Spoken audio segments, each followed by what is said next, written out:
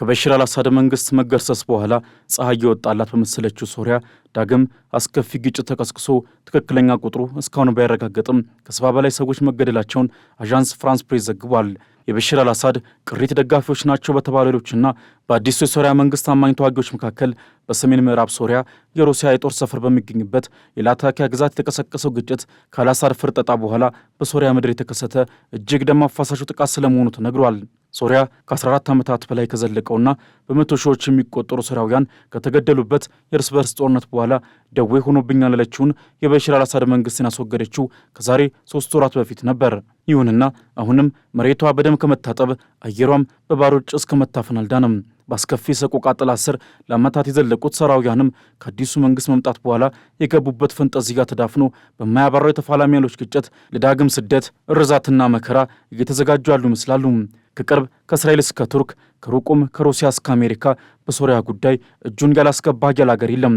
በእነዚህ ኃይሎች ከሚደገፉት በርካታ ቁጥር ያላቸው ተዋጊ ቡድኖች ባሻገር የቀድሞ አገዛዝ ታማኝ ደጋፊዎች ለአዲሱ በመሐመድ አልጆላኒ ወይም አህመድ አልሻራ ለሚመራው የሶሪያ መንግስት ፈተና ሆኖ ስለመቀጠላቸው እየተነገረ ይገኛል።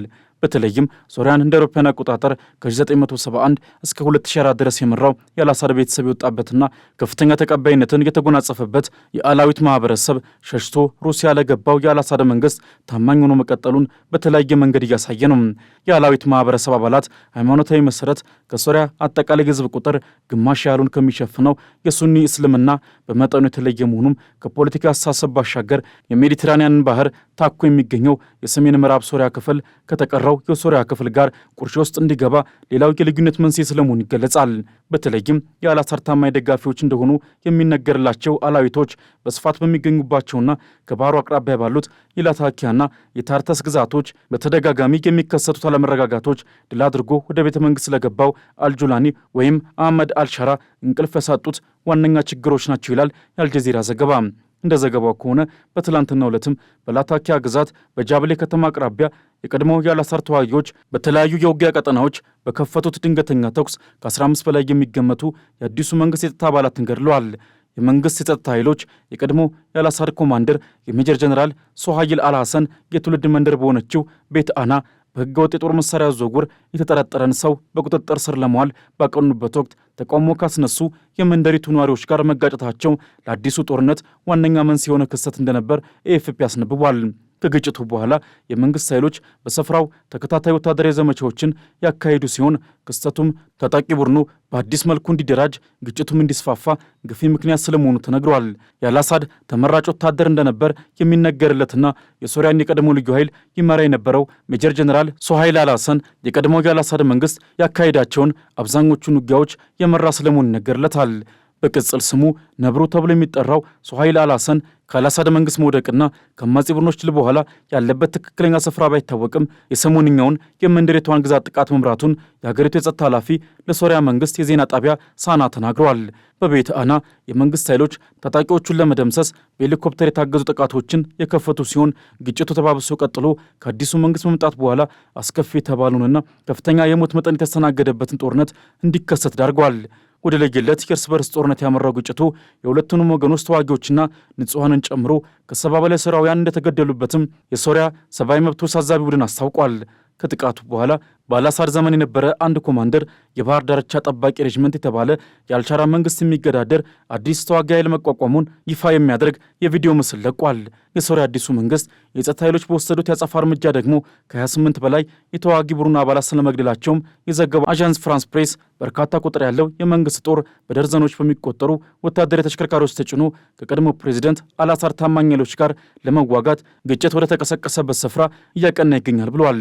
የሶሪያ መንግስት የጸጥታ ኃይሎች የአላዊት ማህበረሰብ በብዛት በሚኖሩባቸው ላታኪያ፣ የወደብ ከተማ ታርተስ እንዲሁም በሆምስ ከተሞች የሰዓት እላፊ ማወጃቸውንም በሳና ላይ የሰፈረው ዘገባ ያሳያል። የጸጥታ ኃይሎቹ በጥቃቱ ላይ ተሳታፊ የነበሩ በርካታ የተዋጊ ቡድኑ አባላትን እንደገደሉና ግጭቱ በቁጥጥር ስር መዋሉን እየገለጹ የሚገኙ ቢሆንም አላዊቶች ግን በብዛት በሚኖሩባቸው የላታኪያና የታርተስ ግዛቶች የተለየ ፖለቲካ አቋም ያላቸው ታጣቂ ቡድኖች በመኖራቸው በቀጣይም ግጭት የሚቀሰቀስበት ዕድል በሰፊው ስለመኖሩ እየተነገረ ነው። ከሶሪያ የተለያዩ ክፍሎች ባሻገር በሰሜን ምዕራብ ሶሪያም ዳግም ግጭት መቀስቀሱ በአዲሱ የሶሪያ መንግስት አስተባባሪነት በእርስ በርስ ጦርነት ስትናጥ ለከረመችውና ከፍተኛ ኢኮኖሚያዊ ድቀት ላጋጠማት ሶሪያ እንዲሁም በምድራቸው የሰላም አየር ለተራቡ ሶሪያውያን ተስፋ የሰጡ ህዝባዊ ውይይት ጉባኤዎች ያለ መፍትሄ መና እንዳይቀሩ አስክተዋል።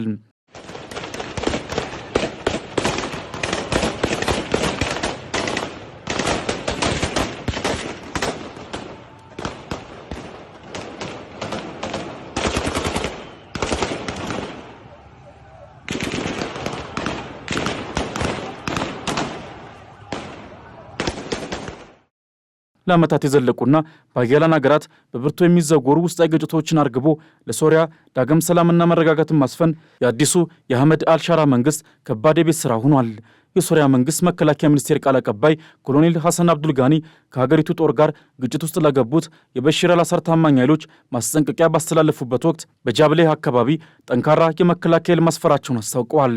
የቀድሞ አገዛዝ ሰራዊት የነበሩ በሺዎች የሚቆጠሩ የጦር መሳሪያቸውን እያስረከቡ ወደ የቤተሰቦቻቸው ተቀላቅለው ያሉት ቃል አቀባዩ የተወሰኑት ደግሞ ለገዳዩና ወንጀለኛው የቀድሞ አገዛዝ መሞታቸውን ቀጥለዋል ብለዋል። ምርጫው ግልጽ ነው። የጦር መሳሪያቸውን ማስቀመጥ አሊያም የማይቀረውን ዕጣ ፈንታ መጋፈጥ ሲሉ ማስጠንቀቃቸውን ቢቢሲ በዘገባው አስፍሯል። በሀያት ታሪር አልሻ የሚመራው የአማጺ ቡድኖች ጥምረት በፈረንጆቹ አቆጣጠር ታኅሳስ 8 ስልጣን ከተቆጣጠረበት ጊዜ አንስቶ የአዲሱ መንግስት የጸጥታ ኃይሎች የአልአሳድ ታማኝ ተዋጊዎች መሽገው የሚገኙበትን ስፍራዎች በአየር መደብደባቸውንና ከታጣቂዎቹ ጋር የሚያደርጉትን ውጊያ መቀጠላቸው የሶሪያ ጭንቅ በአጭር ጊዜ ውስጥ የሚጠናቀቅ ስላለመሆኑ አንዱ ማሳያ ሆኗል። ከላዊቶች ባሻገር እስራኤልም ከጎላን ኮረብታ የባለቤትነት ጥያቄ ጋር በተያያዘ ከኮረብታው ግርጌ ባሉ የሶሪያ ከተሞች ስር የመሸጉ ታጣቂ ቡድኖችን ለመደምሰስ በሚል በሶሪያ ላይ የምትፈጽመው የአየር ጥቃት የሶሪያ አዲሱ መንግስትና ሶሪያውያን የተጋፈጡት ያለው ሌላኛው ፈተና ሆኗል። ከሁለት ሳምንት በፊት ጠቅላይ ሚኒስትር ቤንጃሚን ኔታንያሁ ደቡባዊ ሶሪያን ከወታደራዊ ኃይሎች ነጻ የማድረግ አዲስ ፖሊሲ ይፋ ማድረጋቸው ይታወሳል። የታሪር አልሻም ተዋጊ ቡድን አባላትም ሆኑ የአዲሱ የሶሪያ ጦር ኃይል ወደ እስራኤልና ሶሪያ በሚወዛገቡበት በደማስቆ ደቡባዊ ክፍል እንዲገቡ እንደማንፈቅድ ግልጽ ማድረግ እንፈልጋለን ሲሉ ነበር ያስጠነቀቁት።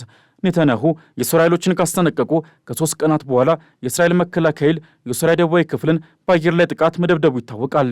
ባሳለፍነው ሰኞም የእስራኤል ባንዲራ በደቡብ ሶሪያ የድሩዝ ማህበረሰብ በሚኖሩባት የሶዌዳ ግዛት ሲውለበለብ የታየ ሲሆን በስፍራው የነበሩ ሌሎች ነዋሪዎችም ባንዲራን አውርደው ማቃጠላቸው አነጋጋሪ ሆኖ መቆየቱ ይታወሳል።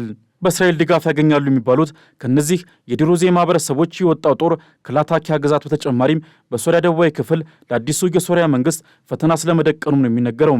ጦሩ በደማስቆ ጃራማና በተባለ ስፍራ ከአዲሱ የሶሪያ መንግስት የጸጥታ ኃይሎች ጋር የተኩስ ልውውጥ ማካሄዱም የሶሪያን ቀጣይ የምጥ ጊዜ ሌላው ጠቋሚ ክስተት ስለመሆኑ በስፋት እየተነገረ ነው።